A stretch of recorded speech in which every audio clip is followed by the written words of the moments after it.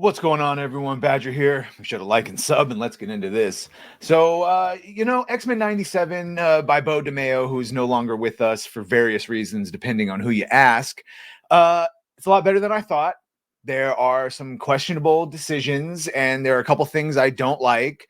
Some of which would be Magneto's extra fabulous hair and some of the costume choices, maybe the voice actress for Rogue sounding her age. Other than that, Cyclops got quite the glow up, and I guess generally I'm enjoying it, even if I'm cautious and waiting for the other shoe to drop, and it might get ruined by the end, and some real obscene messaging or preaching might happen. But for right now, everything has been in the purview of X-Men, and I'm fine with it. That being said, when we got to the arc with Magneto and his trial and the UN and the UN Council, which was all suspiciously white only, no other nations, I guess, but the white ones took part of this council. Either way, when the protesters start storming the UN, boy, did it call back memories of a certain 6th day in January. Seems like forever ago. And you would think they might be trying to echo some of the things that happened and the thoughts and feelings rather associated with it. And I was not the only one to think that or get that. Here we have Hollywood director argues X-Men 97 chose to adapt the trial of Magneto in order to take a swing at the MAGA crowd. And there, of course, is the lovely Magneto with his beautiful, beautiful long flowing hair. Very nice. Even in those rare moments when a piece of media refrains from bipartisan preaching, it seems Hollywood must go out of their way to force such a narrative upon it. This time, as horror director Joe Russo has attempted to claim that the adaptation of the classic The Trial of Magneto comic book storyline in X-Men 97 was done not as an homage to the series source material, but as a direct commentary on the MAGA crowd and the January 6th insurrectionists. And if you have watched 97, a lot of the things they say, it's understandable in the lore of X-Men, but boy, does it hit different when it's written in modern times by a gay black man. It's just some of the things said and some of the people depicted, or it's like, yeah, it's very much a modern day political analogy that is not missed, even if those analogies could be made at any point. So again, it's one of those pattern recognition, or at least in this case, the director is directly trying to do it. So, and then there is Magneto at the UN on trial, written by franchise icon Chris Claremont and appearing in 1985. Ooh, the birth year of the Badger. Appearing in 1985's Uncanny X-Men Volume 1, number 200. The original The Trial of Magneto story saw the eponymous master of magnetism attempting to convince the International Court of Justice that after years of terrorista activities and wanting bloodshed, his then recent turn to the side of the angels was in fact genuine. And while the years since have seen Magneto bounce between moral alignments more than perhaps any comic book character in history, yeah, he goes back and forth. He's super OP too, so you got to be careful with him. In other words, if he was really all bad, but he was all bad. If he was really all bad, Magneto could take out everyone. He could just reverse the polarity of the Earth, and we'd all be done. This particular instance stands out as particularly memorable in the annals of comic book history, thanks to the frank speech regarding mutant human coexistence he gives to the court in defense of his crew. You mean based speech? And then, yeah, he does not. Yes, the costume is sus. Costume is super sus, but like the haircut and the overall build, side boob action aside, not nearly as sus. Anyway, met by outcry from Russia over his attempt. Oh, we don't talk to them anymore.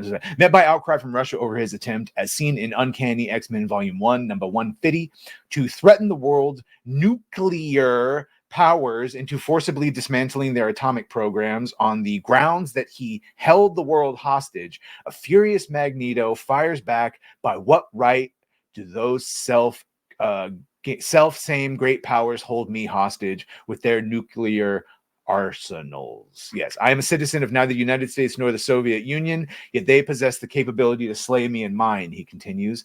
I live, I prosper solely because two men the American and USSR presidents on opposite sides of the globe choose to keep the peace.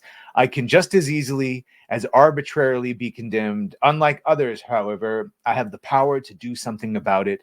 I thought mistakenly those nations would best understand their own language of violence. Unfortunately, force begat force, and as always, innocence paid the price, a price I discovered too late that was too high. Yeah. No, and it was a good episode, but here, let's see. Okay, so that's him. Yes, talking about Magneto's dream later. They go back to this, and he ultimately, well, I guess they were all white in the comics too. But hey, maybe you should have updated that one, because I think at the UN they might have been more than a little bit. Maybe they were out of ink that day. As this is the message, whether we like it or not, we must learn to shit. So yeah, he does. This is at this point he's trying to do what Professor Xavier wants for him in the show, at least, and has left him the X-Men and the X-Mansion. So likewise put on trial for his crimes in order to prove his newly declared dedication to helping, not hindering Charles Xavier's dream of coexistence. The animated version of Magneto responds to his charges with a similar, albeit truncated version of his comic book speech, which I'm not going to claim over, but I will point. He says, you claim justice is overdue, he adds. Indeed, but so is healing. Your wounds, your words, while kind, do nothing to heal those hurt by your crimes, and your soundbite indignation will not heal mutant wounds. You build robots to hunt us, collars to chain our power. Humanity must protect itself. Protection, that is extermination. I have only ever acted to avenge crimes against my people, as you act to avenge those against yours today. And then, of course, all hell breaks loose and they're attacked, and then he ends up helping. But while this is all happening, because he's really drawing it out, while this is all happening, the outside group that is protesting them is attacking here. Joe Russo, do you think the MAGA crowd has figured out that episode 2 of X-Men 97 is about them and the January 6th insurrectionists yet? Or nah? Well, yeah, I think people figured it out. Taking to his personal Twitter account on March 21st, the Beyond the Dark and the Au Pair Nightmare director, not to be confused with, right, this is a different one, said what I just said. Do you think? Met with pushback from fans, many of whom suggested that he may be reaching too hard to apply a current day lens to a story taken directly. Yeah, see, he's implying that this is not on purpose. I think this is just, it looks very similar because it's a official government building with some very upset people. Now, if this was actually being echoes of January 6th, then the UN guards would have just let them right in, and there would have been government agents in the crowd telling them to go ahead but it wasn't that. So again, I think this is just them adapting the story. Now, whether they, like his claim is they chose this specifically, I think they chose this because it's showing Magneto. It lines up with Magneto's arc of doing right by Charles Xavier. He tried his way. It didn't work. Charles is gone. So he's going to double down and try Charles's way. And he proves that he's good by saving the UN from, all the things that happened. Some deeply stupid people in the comments. My favorites are, but it's based on this old issue of the Uncanny X-Men, which is what I just said. So I guess that was a stupid comment. My guy, there's 60 plus years of stories they could have chosen to launch this new series with. He added, why this one right now? Now, that is a fair point, because not for nothing, but the 4 trans actors that we've heard are being hired for Daredevil. That was one of the things that's like, well, wow, okay, that's interesting. Out of a limited run of stories, out of all the stories you could tell, one full episode you thought had to be dedicated to the 4 trans actors that's no way involved in the LGBTI agenda that you love to spread and put in everything. It's fine. It's curious. This is a fair point of, yes, out of all the X-Men stories, why this one? I still say it's my original theory that they need a redeemed Magneto, redeemed at least in the eyes of the world, and this is how they get it. You do the trial of Magneto, it gives him a little bit of closure as why he's not being hunted constantly, and then he goes back with the X-Men. And even if this is all a setup and that he's the one that made the attack happen to begin with, which I haven't read this comic, I'm more DC. I love, as I've said before, I love the X-Men because of the animated series, which is why I don't want to see this mucked around with. But that is a fair point that of all the X-Men, they chose this one. I still think it's what I said, but let me know what you think in the comments on that. met with pushback from a supporter who begged Russo, don't do that. Can I just have one thing? And this is something we've been talking about where it's like, is it naive of us to want the best? Is the pattern recognition getting the best of us? Is it even possible to enjoy things when we can see they're meddling in almost everything? And then the one time we get something that maybe doesn't, you got that little voice in your head. And that's what I think I resent them for the most, is that little voice they've created. And like, is this a message or is this just good right? It mucks things up, like I said. Don't do that, is what the guy said to Russo. Don't do that. Can I just have one thing that isn't accused, I think is what they were trying to say, of being woke. The user later clarified that he meant this statement in the sense that he wanted to enjoy it without a bunch of people crapping on it and review bombing it because they are only now realizing it is woke. And that has been woke since 1963. Stop it. Stop it with this. This has been, if you want to mean the traditional wokeness, then fine. Yes, X-Men has always been woke in the traditional. It points out social norms that should be challenged or not challenged, or injustices, blah, blah, blah, blah, blah.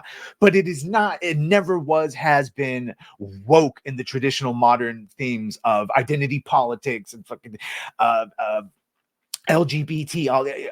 The X-Men were for misfits of all kinds, the kids that were bullied, comic readers, all of that. Can you apply it to gay people? Sure. Can you apply it to racism? Sure. But Stanley has said so many times now on video that no, the civil rights movement was not in his mind.